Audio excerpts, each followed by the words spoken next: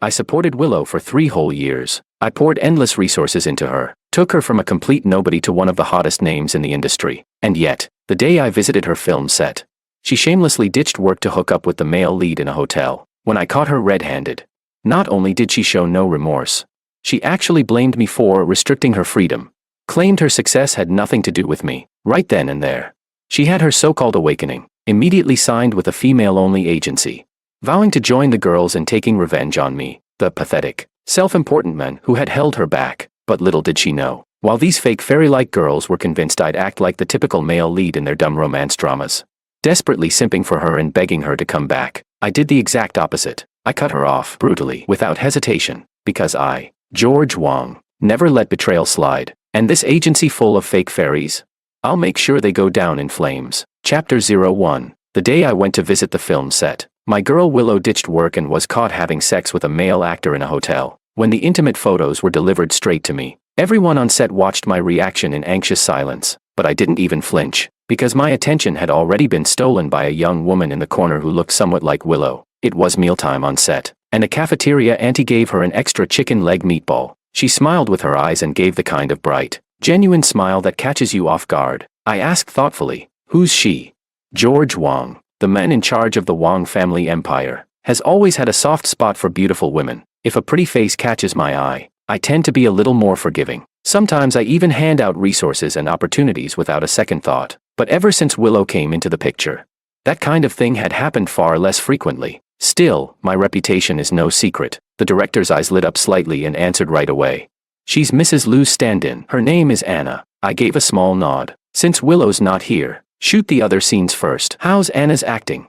The script supervisor pulled up a laptop and showed me some of Anna's audition clips. She moved with grace, full of natural charm. Her performance was a delight to watch. I glanced at my assistant David. He'd been with me for years and knew exactly what I liked. Without me needing to say more, he whispered a few words to the assistant director. The frozen tension on set suddenly thawed. The whole place became lively again, as if the disruption caused by Willow's sudden strike had never happened. Anna was called to step in. Even from a distance, the radiant girl seemed surprised, looking up and meeting my gaze with uncanny precision. Those eyes, bright and clear like autumn water. She smiled at me, so beautiful, it made my heart skip a beat. Chapter 02. Anna was brought to the Stars Entertainment by David. It was one of the tallest buildings in the city, 100 floors in total. The entire top floor was mine. As they ascended in the elevator, I had just finished a video conference and was staring out the window, lost in thought. It was a clear day, not a cloud in sight. A few thin files lay on my desk. Anna's profile. Within 30 minutes of me showing interest,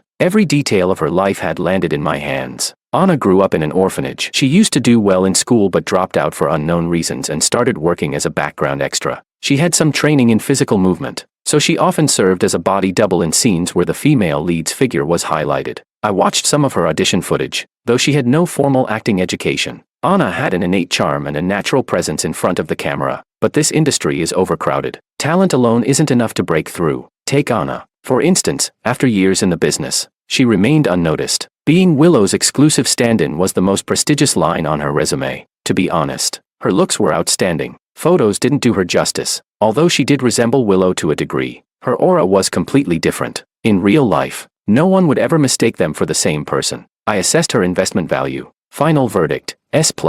The last person I rated that highly was Willow. Chapter 03. I supported Willow for 3 years. From an unknown rookie to a blazing hot celebrity, I poured endless resources into her rise. Willow had a face you couldn't forget, gorgeous and seductive, like a blossom in full bloom. But her thin lips and cool, aloof eyes gave her a proud air, as if she were born to be worshipped. Everyone in the industry said I was deeply infatuated with Willow. After all, as the head of the Wong family, I had always kept my image clean. No scandals, no women. Willow was the only exception, and she knew it. I never denied it. To me, love or not, it didn't matter. As long as what she wanted stayed within reason, I was willing to give it to her. Many in power have their unspeakable vices. My parents once told me, the higher you stand, the freer you become. There are countless ways to relieve pressure. My way has always been simple. I appreciate beauty. It's human nature to love beautiful things, and I've always been honest about it. Willow had exactly the kind of beauty I liked. From the very first glance, she captivated me. I was always busy, almost all my time tied up in work. I barely had any emotional bandwidth left, let alone for multiple women. So all these years, there had only been Willow. Partly because I hated trouble, partly because I was picky to the point of obsession. Willow wasn't exactly gentle or considerate. She had her little tempers, but that was fine. For a face I liked, I was willing to be more tolerant, more indulgent. But at the end of the day, I'm a businessman, not a charity. I had high hopes for Willow, and she didn't disappoint. She brought the company returns far beyond what I invested. As for now, I was simply disappointed. Disappointed that the girl who once looked at me with eyes full of dreams, like a galaxy sparkling behind them, now chose to drown herself in sweet nothings and hollow romance. Tossing aside her work like it was nothing, she brought an entire production to a halt, forcing others to pay the price for her selfishness. That crossed my line. I never give second chances. Back on set, David had asked how to handle the matter. I gave a short, firm order. Suppress it. Deduct any extra PR fees from her paycheck. Also, isn't Willow's contract almost up?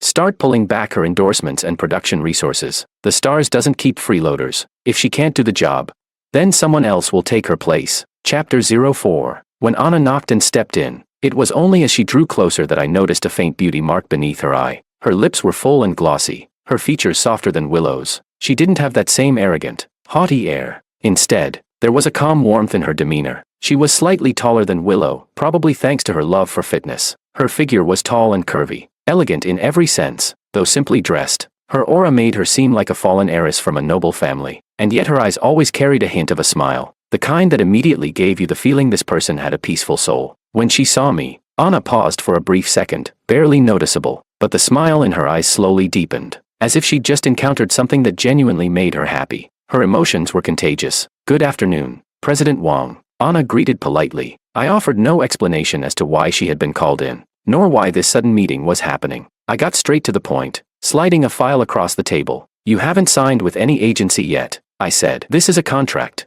Within the Stars, artists were ranked by level. This was a Category B contract. For someone like Anna, a complete unknown, this contract was unusually generous." But Anna didn't even glance at it. Her eyes went straight to a different folder beside my hand, a black one. She smiled slightly and asked, "Is that the second option? Can I choose that one instead?"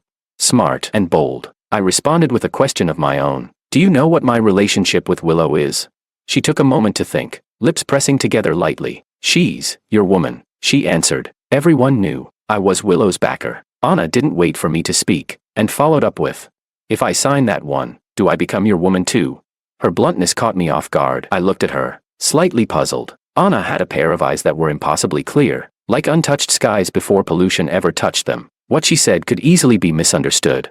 And yet there was no flirtation in her tone. I stayed silent for a moment, then said more gently, "Anna, I don't like forcing anyone. I was never stingy with giving opportunities to beautiful women, but that never meant I had ulterior motives." That one smile from Anna had genuinely moved me. So this contract, it was simply a generous gift, no strings attached. Chapter 05. The reason the Stars has remained unshakable over the years is tied to a core habit shared by every president who has held power here: self-reflection. We constantly review the moments when things didn't go as planned, to understand why, to correct course. That's how we stay sharp. With things between Willow and me deteriorating the way they have, I allowed myself a brief moment of reflection, wondering if I had made a mistake. Maybe I gave Willow the wrong idea, made her think that if she ended things with me, I'd retaliate by blacklisting her. Maybe that's why she went behind my back and got involved with someone else. But the truth is, I've never cared for forced possession. As the CEO of the Stars, I'm surrounded by people trying to win my favor, countless women throwing themselves at me. More than a few have offered their beds as shortcuts, but I'm busy. Far too busy to waste time fighting over a woman. Even if Willow had been a great companion,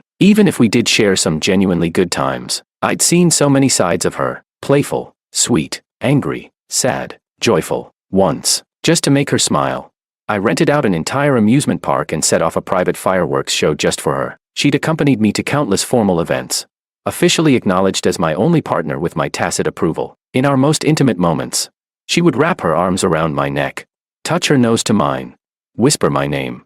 Call me Gidge, a term only someone deeply attached would use. But now, in the photo taken today without her knowing, she clung to a man whose face was blurred, completely naked, kissing him with glazed eyes, limbs entangled. That was a side of her I had never seen before. Willow used to be a terrible liar. Her cheeks would flush the second she tried to deceive me. I could see through her in an instant. But now, years later, she could lie to my face without blinking. Today, when she said she was sick, she was actually in a hotel room with someone else. The stars has eyes everywhere. I knew her whereabouts in real time. Even those indecent photos were delivered to me within minutes. And yet, I quietly tucked them away.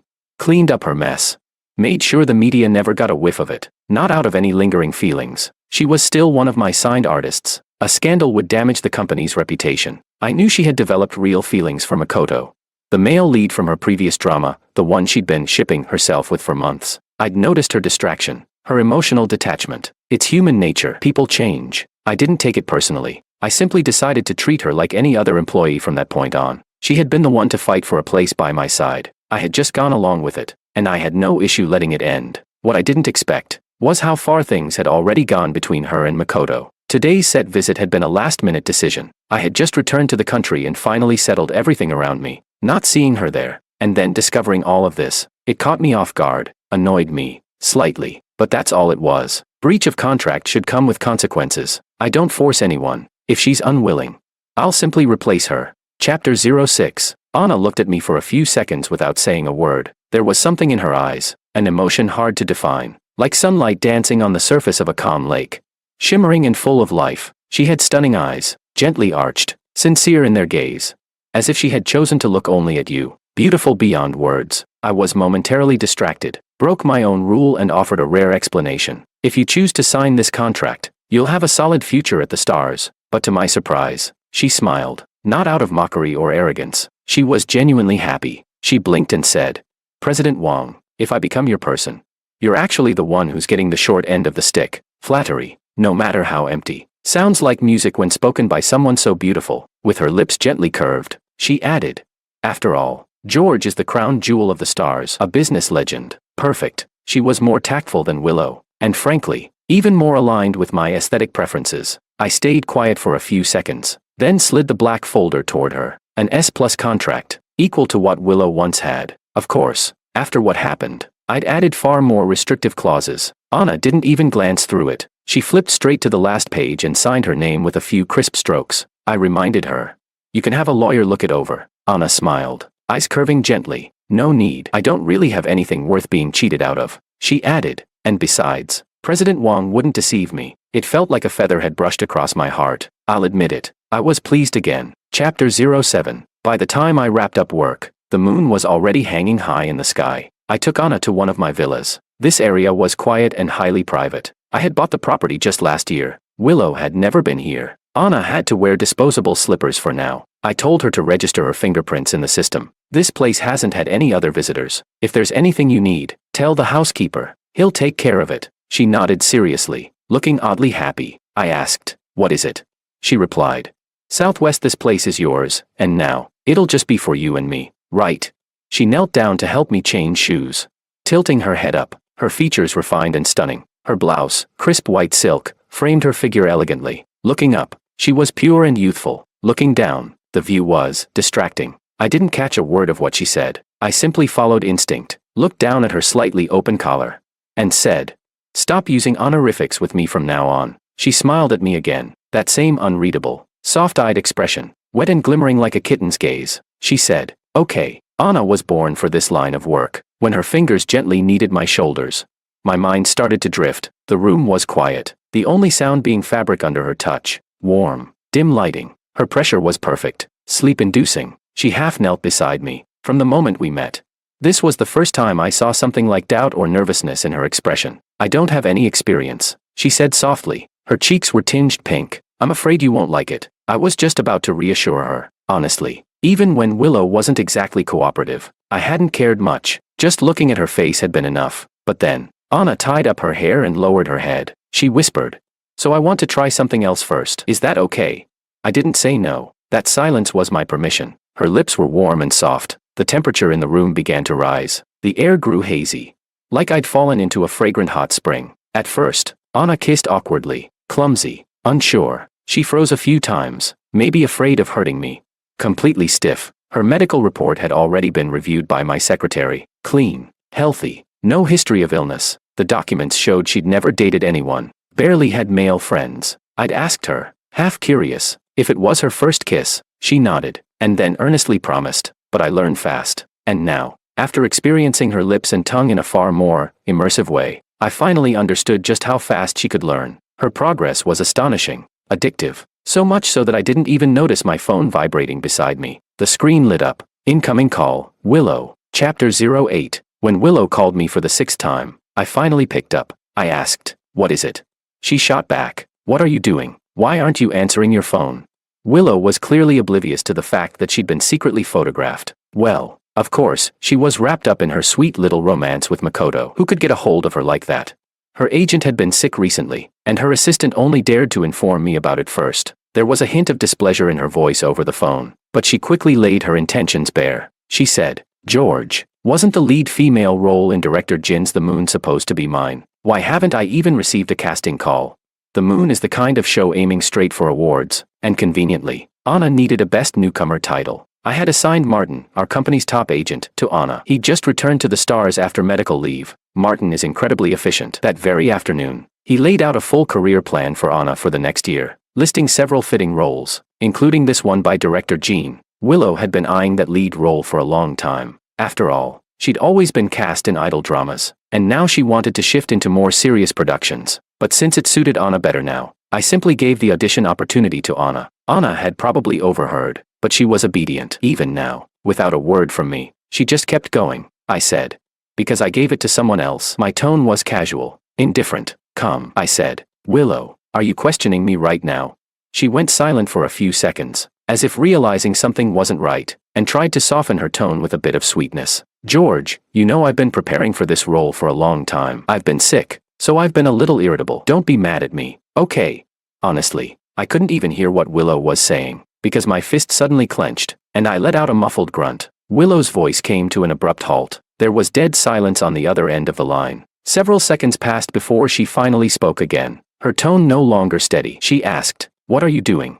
But I didn't have the time, nor the energy, to respond. The call was ended. At some point, the phone had slipped into the gap of the sofa, and in the next instant, the whole world erupted out of the silence. Chapter 09. I've always been a light sleeper, but that nap was unusually deep. I felt surprisingly refreshed. When I arrived at the office, David reported, "Miss Liu has been waiting for you here." I was a little surprised, then frowned and said, "I thought she had a schedule today." David paused for a few seconds, trying to stay objective, though his expression betrayed a hint of speechlessness. He said, "Alicia was hospitalized. Miss Liu tried to ask me for your address last night and, getting nowhere, went barging through your residence. Alicia said she couldn't stop her." I replied, "Don't tell Alicia about any of this for now. Let her focus on recovering." My expression cooled. "Bring her to the meeting room." Willow clearly hadn't slept all night. She usually pays great attention to her appearance, but today, her face was unwashed, her eyes bloodshot, her expression haggard, her clothes a mess. Her looks had taken a serious hit. I stared at her for 2 seconds and thought, she's gotten uglier. At least not as pretty as Anna was last night, and I've only ever had patience for beautiful people. Willow's eyes lit up when she saw me, but then she pressed her lips together, seemingly trying hard to suppress the fury that was on the verge of bursting out. Through clenched teeth, she struck first.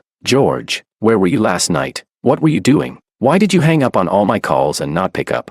I ignored her and simply tossed the thick stack of paparazzi photos from yesterday onto the table in front of her. Willow's voice cut off instantly. Her mouth opened slightly. Her face turned deathly pale as she stared fixedly at the explicit photos taken without her knowledge. Then, suddenly looking up, she spoke in a panicked and flustered tone, her voice low. "George, it's not what it looks like. Yesterday I cut her off. The PR team is already in talks with Penguin. Their plan is for you and Makoto to keep fanning the fake couple hype and then go public with your relationship." Willow was a top-tier actress I had personally brought to fame, while Makoto was a second-rate nobody. The man in the photos was blurry, but Willow's face was captured crystal clear. Makoto and Willow co-starred as the male and female leads in Sweetheart Contract, so pretending to be a couple for publicity was part of the job. But while I was abroad, the buzz around their ship had started to get suspiciously out of hand. David investigated. Most of the paid fan traffic came from Penguin. Penguin Entertainment was Makoto's agency. There's no way those photos weren't orchestrated by Penguin Entertainment. I don't buy it. Penguin stayed unusually quiet yesterday. They were watching to see how I'd react. After all, everyone in the industry knows Willow is my person. Pulling something like this was nothing short of provocation. And yet, with the evidence right in front of me, I didn't lose my temper. And the stars simply suppressed the photos in silence. Penguin must be feeling triumphant today, ready to name their price. An actress who's gotten lost in her love life and abandoned her work. And yet, she just so happens to be a top star under the stars. Penguin is convinced that I'd grit my teeth, swallow the insult, and protect Willow. but they're wrong. What I hate most is being set up. If I could create one top-tier celebrity, I can create a second. In this world, no one is irreplaceable. Chapter 10. The office air conditioning whirred softly, but the person in front of me was breaking out in a fine, cold sweat. Willow's body was stiff as she half-crouched down. Looking up at me with an innocent face, she said, "George, I really was sick yesterday. I felt dizzy the whole time. Makoto came to see me, and I don't really remember much of it. But we didn't do anything. I pushed him away pretty quickly. I was afraid you'd misunderstand, so I hadn't figured out how to tell you yet," I said. "You were set up, Willow." She didn't really hear any of that. I was just stating the facts, coldly and briefly. Willow, who had been rambling explanations, instantly fell silent. She stared at me, as if trying not to miss even the slightest shift in my expression. In a trembling voice, she asked, "That's all you have to say to me?" I frowned and shot back. "What else do you want me to say?"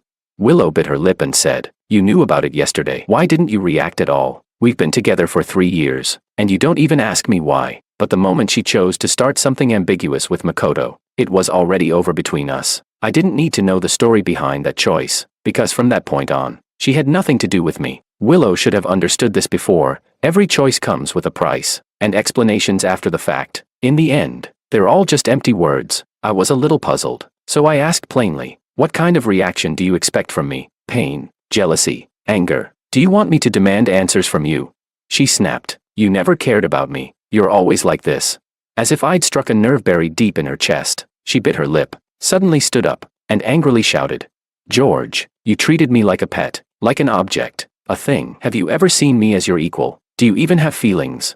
My fingers holding the coffee spoon paused for a moment. With Willow's emotions this intense, chances were she was speaking from the heart. She must have felt this way for a long time. Suddenly, I felt a bit absent-minded. Thinking back carefully, I couldn't even recall the emotion in her eyes that first time she came to me and looked up with a smile. Back then, her approach felt forced, her performance obvious. I had clearly seen through her little schemes, her determination to rise by using me, but I hadn't disliked it. In fact, I admired it. Opportunities only go to those who are prepared. And besides, not everything about Willow was fake. So was I angry and hurt when I found out? Yes. After 3 years together, day in and day out, it'd be a lie to say I didn't like her at all. But in George's life, feelings like liking never took up much space. More importantly, I was especially good at detaching from negative emotions and shaking off their effects quickly. Compared to the humiliation of being cheated on, what I felt far more was the displeasure of being disrespected. So I accepted her accusation and said calmly, "Willow, you give yourself too much credit. She and I were never equals.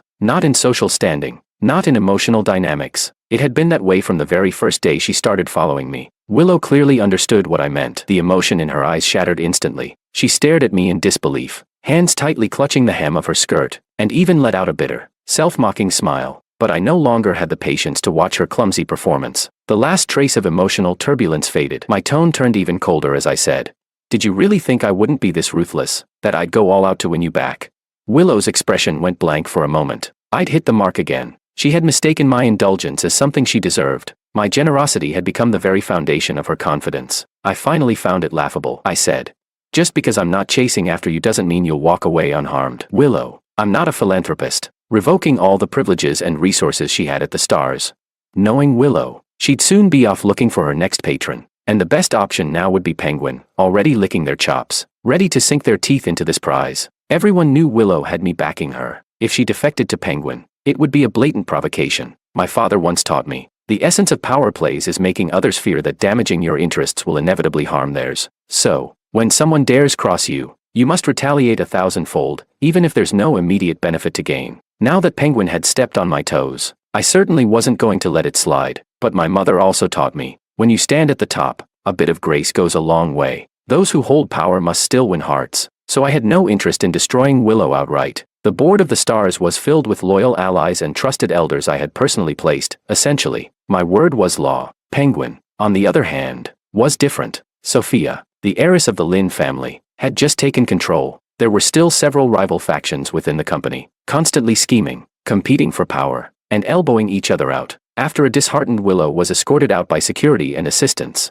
I lowered my gaze, lost in thought. A delicate metal spoon tapped lightly against my coffee cup. In the dark surface of the drink, a face with no expression stared back at me. A moment later, I let my lips curl into a faint smile. Those who covet what belongs to others must be prepared to pay the price. Sophia, if you can't keep Penguin in check, I won't mind taking it off your hands. Chapter 11. Everyone at the Stars knew Willow had fallen from favor. It might be hard to make someone a star, but shelving someone was the easiest thing in the world. Willow's treatment took a nosedive. Her schedules grew fewer by the day. She couldn't even get into my office anymore. In sharp contrast stood Anna. With the return of Martin, the company's top agent, assigned to handle just one newcomer, no one at the Stars was stupid. The moment they saw Anna's face, they understood. But Willow, who hadn't had any encounters with Anna, had no idea. No one warned her, because that would be asking for trouble. The only thing that surprised me was that Willow still hadn't reached out to Penguin Entertainment. They'd offered her a pretty generous deal. The contract was S-tier, with breach penalties fully covered. It was obvious they were desperate to sign her. So why had Willow stayed in the Stars, a place that was now clearly neglecting her?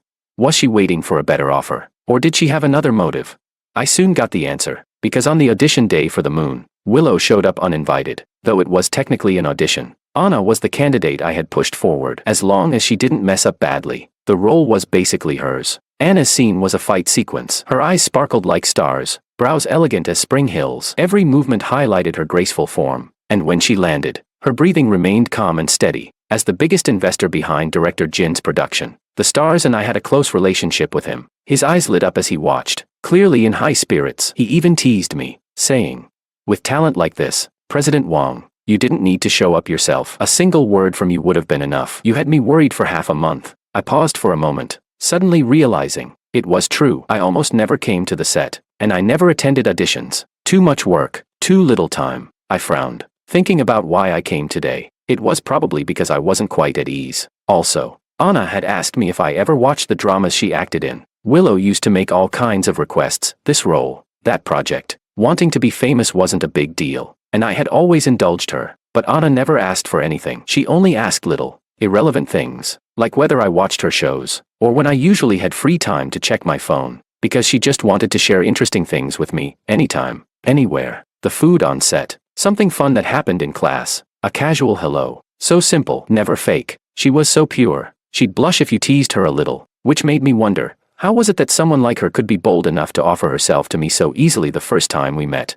Her social media was mostly food and scenery. When she wasn't working, she kept a regular routine. She never went clubbing or partying, and she never asked for much. She reminded me of a canary I once kept. She and Willow were two completely different people, so naturally, I treated her in two completely different ways. While I was still lost in thought, Anna, having changed out of her costume, walked over to me. The director's team had already tactfully walked away. Anna looked like she had something to say but instead just smiled at me. Her eyes curved and radiant, stunning and refined, full of grace. Success brings glow. Even though it had only been a short time since I started supporting her, she was already far more dazzling than before, like an uncut gem shaped by my own hand, now polished and glowing with elegance. Beautiful. I looked at the emotion in her eyes, genuine, untouched by pretense, and felt my breath hitch slightly. I lifted my hand and touched the faint beauty mark beneath her eye. "George." A familiar voice rang out behind me, full of resentment. The soft, hazy atmosphere shattered instantly. Willow stood behind me in a baseball cap,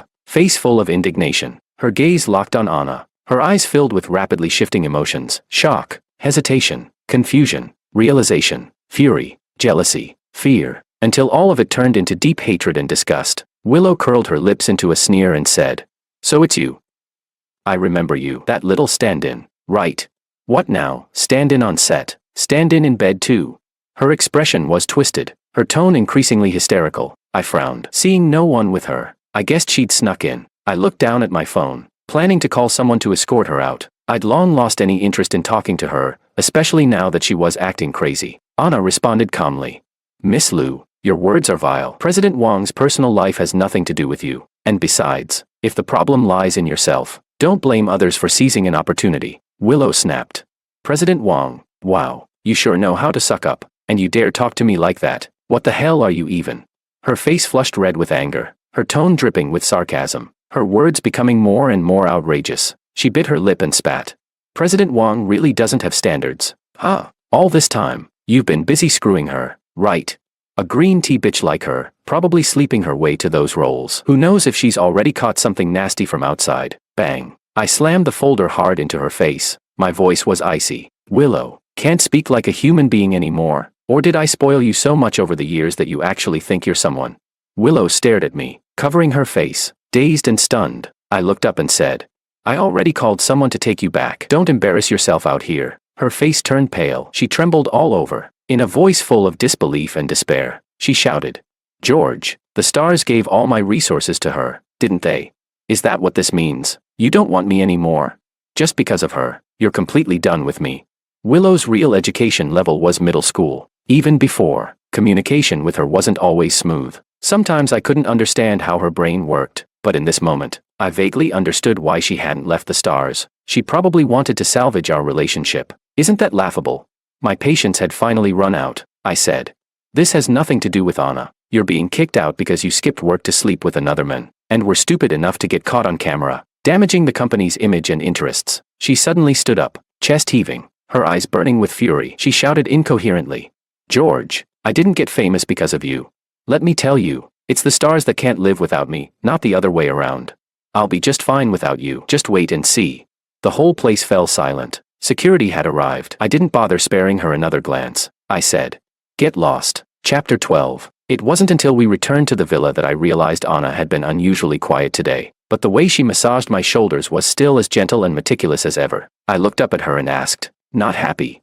Although I had finally lost patience and stood up for her today, Willow's words were indeed harsh. It was only natural if Anna was feeling upset. Her fingers paused slightly. Under the lights, her pupils shimmered in a warm amber hue, soft, clear, and pure as flowing water. Anna said softly, "No.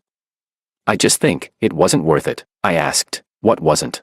She pressed her lips together and didn't answer. I understood and said, "Willow has nothing to do with me anymore. If you want to curse her a little, it's fine now," she replied. "But she was someone you used to like." I paused for a few seconds. Like, back then, I did like her. Otherwise, why would I have chosen her alone, supported her so fully? But if something can be taken back so quickly, then perhaps it was never that precious to begin with. Anna suddenly crouched down beside me, raising her face close to mine. She said, "President Wang." Her eyes were full of emotion I couldn't quite decipher, glistening and soft, like overflowing moonlight. I asked, "What's wrong?" I watched her trembling lashes. She said, "I'm not dirty." Her voice was light and clear, but in this moment, it carried a hoarse edge. She said, "I haven't been with anyone else.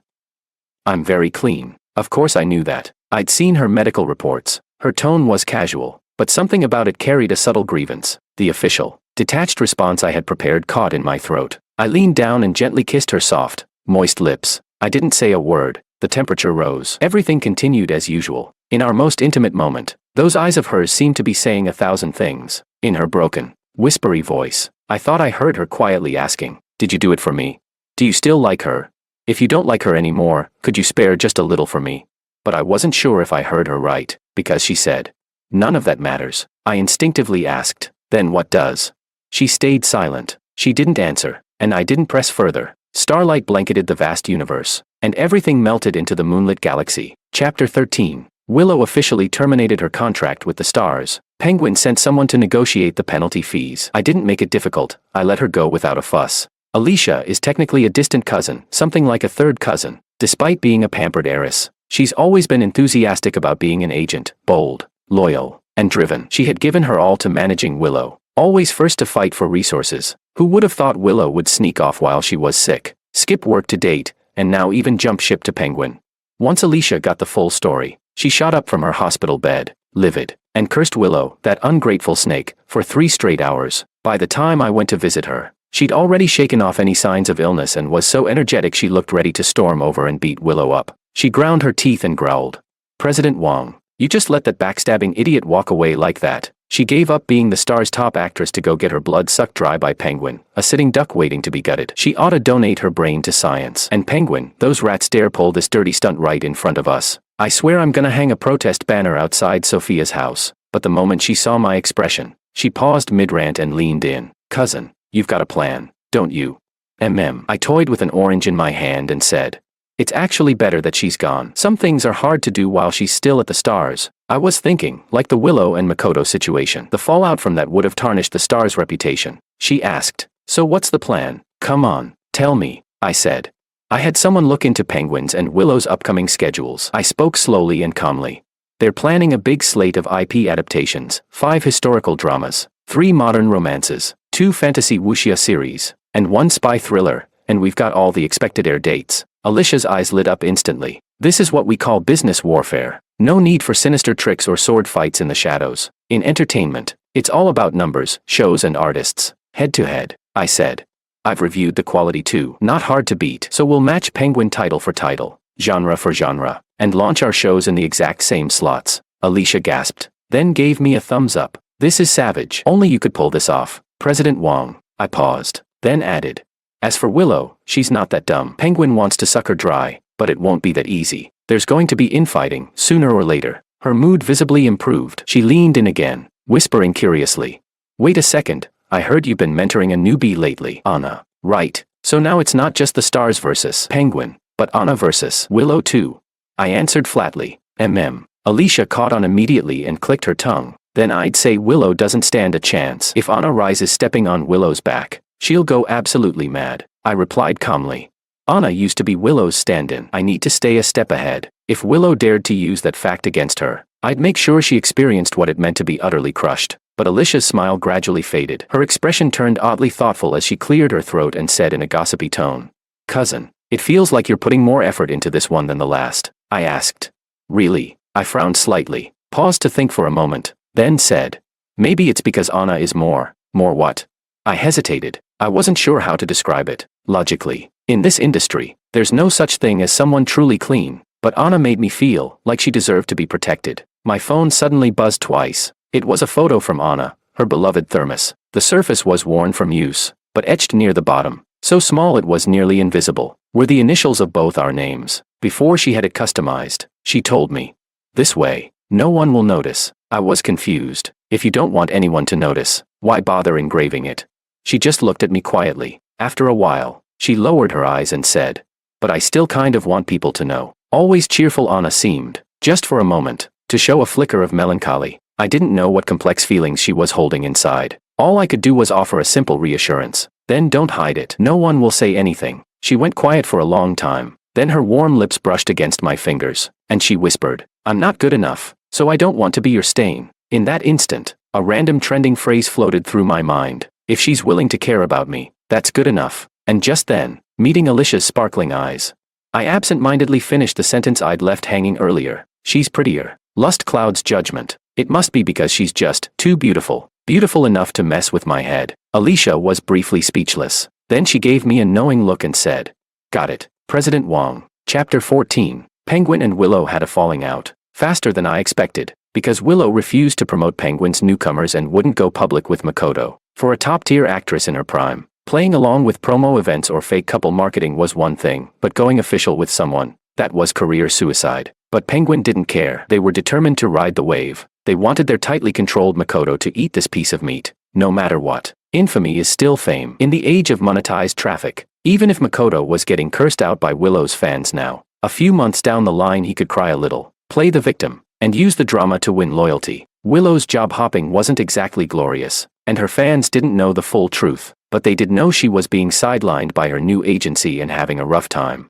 After all, the resources Willow used to get from the stars were high quality and plentiful, but over at Penguin, they were stingy, hesitating to give her this or that, always holding back. Willow started nudging her fans to pressure Penguin, but Penguin played dead and stayed silent. At first, I wondered if they'd poached Willow just to keep her as a trophy, but I soon found out the real reason for Penguin's attitude. 1. Willow's refusal to cooperate had seriously pissed them off. 2. They were convinced that even after leaving the stars, I would still quietly provide her with resources. In Penguin's eyes, Willow had me wrapped around her finger. They thought I was like the brainless male leads in their cheap romance dramas, chasing after the female lead like a lovesick puppy, unwilling to see her suffer and secretly shielding her from the shadows. When I first heard this rumor, I found it absurd, until David said to me, President Wong, since Penguin changed CEOs, the entire exec team has been women. I was speechless. Well, that explained it. Fake feminists with twisted mindsets always think men should automatically sacrifice everything for women. Still, Penguin's situation was a little sad to see. Plenty of companies ended up like this after a major leadership reshuffle. I couldn't help but think of Anna, the way her eyes drooped listlessly, her expression soft and sorrowful. She said she didn't want to be my stain. Her eyes were dim, her voice gentle, heartbreakingly delicate. So, no, you can't lump everyone together. David's face was once again marked by faint disgust. He gritted his teeth and said,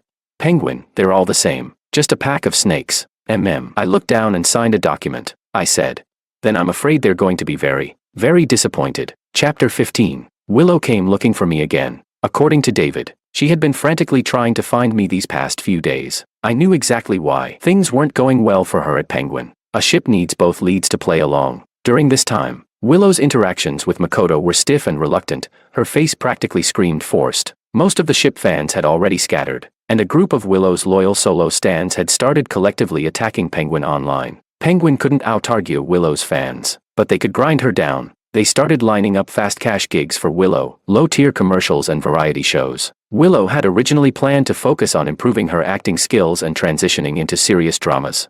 But Penguin treated her like nothing more than a cash cow. They signed her onto a string of idol dramas in one go. Some were clearly low budget and poorly made, but the pay was high. Penguin didn't care, they took them all. That's always been their approach. Either wear you down until you're broken, or until you give in. Willow was miserable. In just a short time, she'd visibly lost weight. She no longer had the confidence that came from being with the stars, or from having me behind her. So she put her mask back on, the one she wore the first time we met. She looked at me with desperate, pained eyes, full of regret and fear. She said, "George." Her voice was soft and pitiful as she asked, "Would you still be willing to take me back?" My gaze moved slowly, inch by inch, across her face. She'd obviously tried to clean herself up, wore makeup, styled her hair, but she wasn't as refined as before. The skin on her neck was uneven in tone, and though she'd painted herself sickly, the makeup felt heavy and artificial. Then I realized, maybe it was just because I'd been looking at Anna too much lately. Now when I looked at Willow, even her face felt utterly unremarkable. I didn't say a word. Willow just stood there, stubbornly, foolishly, staring at me. Her regret was real. Her feelings were real. Her fear was real. Her pain, too. But she still felt fake. There was no ripple in my heart, nothing. I simply looked past her. Anna was walking over. Quick steps and a smile on her face. She didn't even glance at Willow. The joy in her eyes was as genuine as ever. Willow stared at me in a daze, her tone shifting. "You came to pick her up from work?" I didn't respond. I just reached out and took Anna's hand. Behind me, Willow's voice turned sharp, overflowing with unwillingness, desperation, jealousy, and venom. She shouted, "George, she's just my stand-in. What does she have that I don't? If you want to keep her, I don't mind. I can be with you too, we can share." She was truly throwing everything away. The same proud, arrogant girl from before, actually saying something like that now. I was briefly surprised. I tilted my head slightly and saw that Anna's expression hadn't changed. If I hadn't noticed the way the hand in mine had briefly curled up ever so slightly, I might have believed she wasn't affected. I suddenly felt like teasing her, so I pretended to consider it and asked, "What do you think?"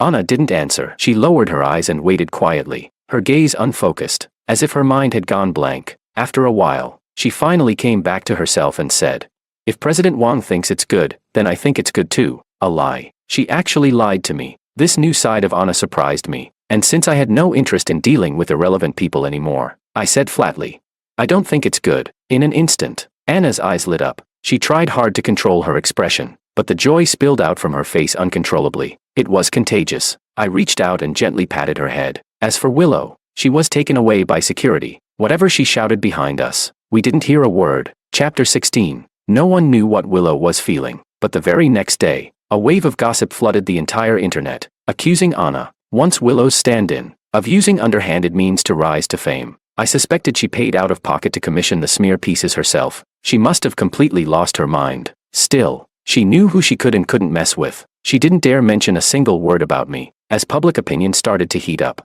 Alicia and Martin were lounging in my office, sipping the tea Anna had brewed for me. Alicia said, "What a terrible move. I never realized she was this dumb before." Martin, focused entirely on tasting the tea, said calmly, "Anna's been progressing steadily. That desperation is showing." Alicia scoffed. "What's there to be desperate about? People online are calling her Little Willow. It's not like she's going to overtake the original anytime soon." Martin gave a faint smile. "She couldn't before. Now she can." Just then, David walked in with a data report and said, "The Moon's premiere rating just broke 3. On the tablet screen in front of me, a heroine in snowy white robes moved like a dream, graceful, ethereal, light as air. She skimmed the crowd with barely a touch, like a dragonfly on water. She turned her head, gaze bright as stars, lips curved in a soft smile, and said, 'Aurora, present.'" In an instant, the live comments flooded the screen, so dense the subtitles vanished. All you could see was, "So cool, so cool, so cool."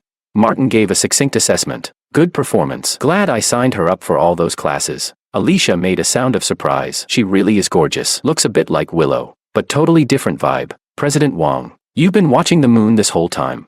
I said. I promised. I had promised Anna I'd watch her show, so I squeezed it in during a small meeting. To be honest, the moment I saw the opening, I knew Anna had already won. Aurora was an incredibly likable character, brilliant, skilled, born in hardship but untainted by it, unlike the typical, strong female leads in today's shows, who posture like queens but constantly demand the male lead to serve them. Aurora fought shoulder to shoulder with her partner. They grew together. With dramas shifting direction these days, her kind of role was exactly what the market wanted. As for Willow, her own idol drama, Romantic Encounter, had also aired that week. Its first episode couldn't even crack a 1.0 rating. Alicia opened the premiere and, watching as she spoke, said, "Did Willow get some tweaks done? She looks rough, not just a little, probably from being squeezed dry by Penguin these past few weeks. She looked completely worn down. Even with the strongest filters, the camera couldn't hide her exhaustion. The comparison between the moon and Romantic Encounter was brutal. The data was an absolute slaughter." Martin chuckled softly. "The tides turned. After tonight, who's the real stand-in? Hard to say." Alicia clapped her hands, laughing with glee. "You're all so evil, but I love it," Martin said. "This is nothing. Our boss still has his next move lined up." Penguin, right? Taking without asking is theft, and a thief who steals from us. We don't stop until their bones crack. David frowned slightly at Martin's tone, clearly disapproving. He gave him a subtle look, as if to say, "Tone it down." I took a sip of tea and said, "Things that are stolen, if I say I don't want them anymore, then they're worthless, and a worthless thief is nothing." Of course, that was a lie. Something stolen, before it's taken, might be a precious gem, but once it's stolen, all it can ever be is a stone, because I'm not a generous man. That night, public opinion flipped. Anna and Willow's performances in their respective shows were night and day. Major influencers started posting, sarcastically questioning, who's the real stand-in now? Some drama-loving content creators even compared their performances frame by frame, editing the two women into side-by-side clips. The result? Absolutely brutal. Even though Penguin and Willow's most loyal fans were raging, one fact couldn't be changed. Anna was officially famous, and not just any kind of fame. She rose by stepping over Willow, drawing in her fans, and igniting her own star with a bang. Chapter 17. Taking down Penguin turned out to be even easier than I imagined. While Willow's and Anna's fans were locked in an all-out war online, Penguin didn't even notice that the Stars had quietly lined up its new drama schedule, matching theirs perfectly, show for show. Every drama Penguin released during that period was crushed by the Stars' counterpart, without a trace left. Just like the difference between the moon and Romantic Encounter. When Penguin launched a historical drama, the Stars launched a historical drama the same day. When Penguin released a modern romance, the Stars released one too. When Penguin dropped a fantasy wuxia show, the Stars dropped theirs alongside it. The Stars had a ton of projects, endless capital, and put quality first. So, in every genre, Penguin's shows were utterly eclipsed, their ratings so abysmal that they barely registered.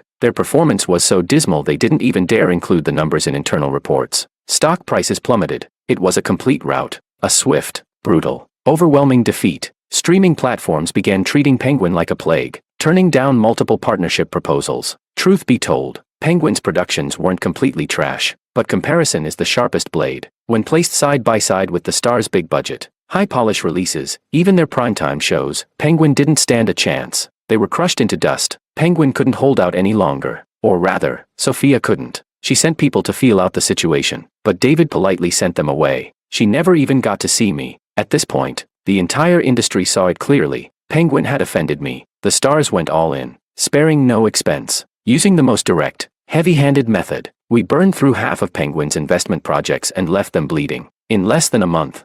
As the Stars kept dropping new trailers timed to align perfectly with Penguin's launches, Penguin's internal factions finally collapsed. Members of rival factions came to meet with me. No one knew the details of those conversations, only that afterward, the Stars reported a large outflow of funds, suspected to be used to acquire Penguin shares. Sophia broke. She came to me, begging for peace, apologizing over and over, saying how hard things had been for her, saying she was just a girl, asking me not to hold it against her. I replied with a flat tone, a faint mocking smile. A girl? Ah, President Bai, you're in your 20s, still calling yourself a kid. Don't you think that's a little ridiculous?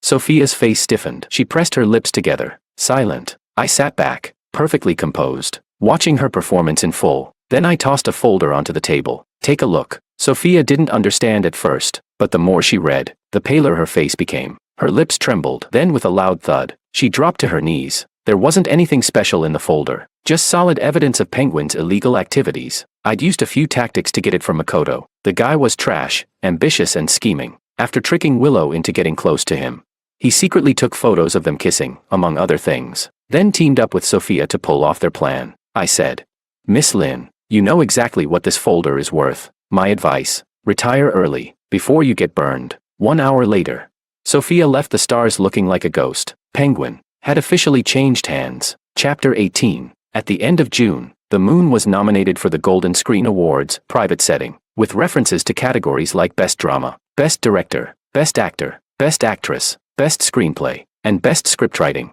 Sophia's resignation didn't cause much of a stir. I didn't have the time or interest to clean up such a mess. I picked up a few promising artists and projects I had my eye on, then handed the rest over to my cousin to sort out, and she definitely held a grudge, completely ignored Willow as if she didn't exist. Very soon, the woman I had once lifted into stardom with my own hands began to fade from public conversation, her presence dwindling into irrelevance. She tried everything to reach me, registering countless new phone numbers to call, but the difference in our social status was now too great, and I'd already instructed that she not be allowed near me. So no matter what she did, she never saw me again. Her contract with Penguin Entertainment further restricted her freedom. No one dared offend the stars, and so, no one was willing to take the risk of signing her. She was trapped at Penguin. The entertainment industry replaces people in the blink of an eye. Now, Anna had taken Willow's place at the top of the food chain. And not just that, thanks to The Moon, she had won both Best Newcomer and Best Actress at the Golden Screen Awards, a meteoric rise, complete stardom. At the award ceremony,